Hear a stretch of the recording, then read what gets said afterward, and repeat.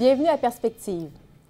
L'un de nos cardinaux canadiens part pour Rome aujourd'hui. Le cardinal Jean-Claude Turcotte, archevêque émérite de Montréal, fait partie des 117 cardinaux qui éliront le prochain pape. Il en est à son deuxième conclave. En 2005, il avait participé à l'élection de Benoît XVI. Dans une conférence de presse ce matin à Montréal, Monseigneur Turcotte a expliqué comment se passe un conclave. Alors, déjà, jeudi, nous aurons la chance de faire nos adieux au Saint-Père actuel, qui devient le Saint-Père émérite. C'est le titre qu'il portera dans sa retraite.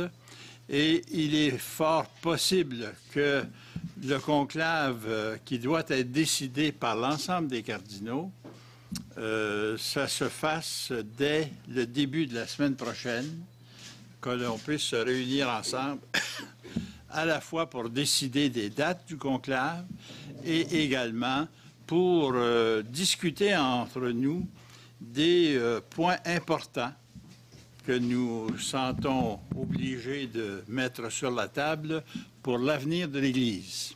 On m'a demandé souvent, moi, quelles sont ces qualités que les gens voient vis-à-vis de ce futur pape.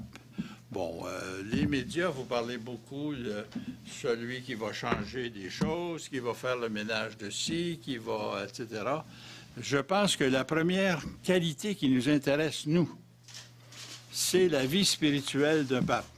Un pape, vous savez, c'est pas un chef d'État, c'est pas un chef de syndicat, c'est un homme spirituel. Et la principale qualité que doit avoir le pape, c'est d'être un homme qui va conforter ses frères évêques dans la foi, telle que le Christ avait confié comme mission à Saint-Pierre. Alors pour nous, c'est très important cette chose-là. Les qualités humaines sont aussi importantes, bien sûr. Ça prend quelqu'un qui va adopter peut-être un langage nouveau, enfin des choses comme celle-là. Mais il reste que c'est d'abord et avant tout la vie spirituelle qui nous importe. Et un conclave, contrairement à ce que les gens pensent, ça ne se déroule pas du tout comme un congrès politique ou un congrès d'élection dans une assemblée. C'est un acte liturgique.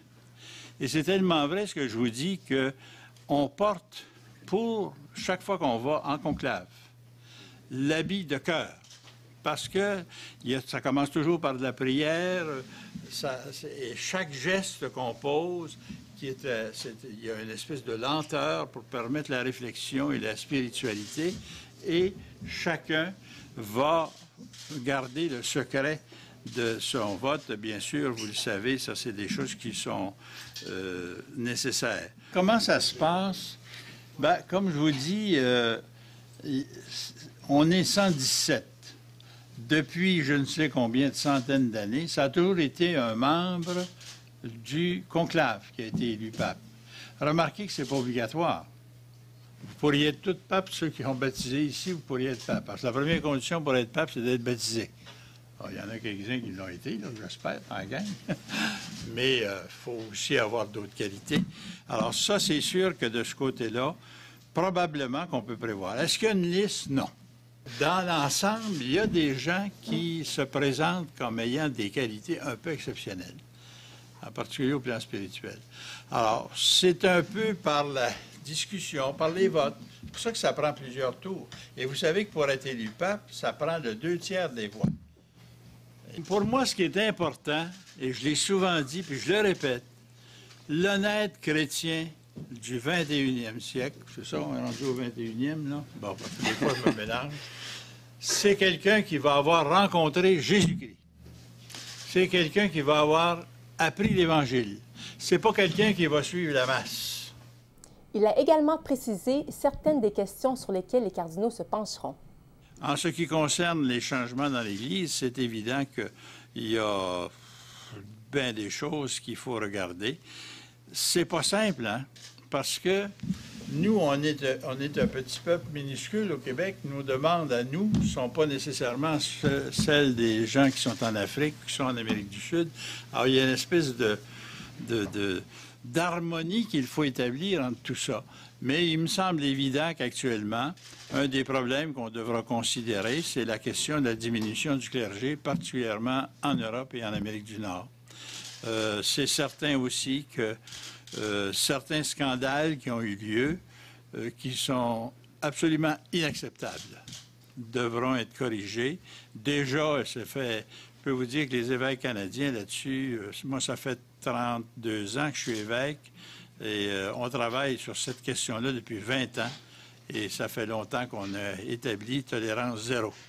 Alors, mais ça évolue tranquillement parce que je pense que pas simplement l'Église, mais beaucoup d'institutions ont été prises par ce phénomène. Je pense aux femmes qui sont abusées, par exemple, la question des Indiens, où il y a eu des choses absolument atroces qui sont produites. Alors, ça, de ce côté-là, c'est évident qu'il y aura des correctifs à apporter.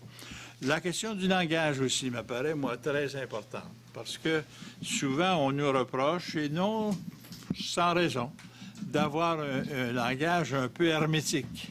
Donc, de s'adapter non seulement au langage moderne, mais aux techniques modernes. Vous pouvez écouter cette conférence de presse en entier sur le site du diocèse de Montréal, diocèsemontréal.org. Et dans l'un de ses tweets récemment, le pape Benoît XVI a demandé de prier pour lui et pour l'Église. Eh bien, c'est exactement ce que les Canadiens ont l'intention de faire. Des messes d'action de grâce pour le ministère de Benoît XVI sont prévues un peu partout dans les différents diocèses. En voici quelques-unes. À Ottawa, demain, mercredi 27 février, messe bilingue présidée par Monseigneur Prendergast à 17h15 en la basilique cathédrale Notre-Dame. À Québec, 2 messes le jeudi 28 février à 19h30, une en l'église Saint-Joseph de la paroisse Saint-Joseph de Lévis, présidée par Monseigneur Gaétan Proulx, et l'autre en l'église Saint-Jérôme, présidée par Monseigneur Gérald Lacroix. Et à Edmonton, la messe sera présidée par Monseigneur Smith, président de la Conférence épiscopale canadienne, en la basilique Saint-Joseph à midi. Et sachez qu'exceptionnellement, la rediffusion de la messe de l'oratoire Saint-Joseph aura lieu à 18h30 et il n'y aura pas d'office de vêpres. Développement épais présente ce jeudi à Toronto le documentaire A New Leaf, une nouvelle pousse, réalisé par notre collègue Chris Dimitrenko, qui part de la crise alimentaire au Niger. La projection sera suivie d'un panel de discussion. Le tout aura lieu au Innis Hall à 19h30. Demain, dernière audience générale du pape Benoît XVI. Cet événement exceptionnel sera diffusé en direct sur nos ondes à 4h30 du matin et rediffusé en français à 10h et à 17h30. Consultez notre blog pour en savoir plus sur notre programmation.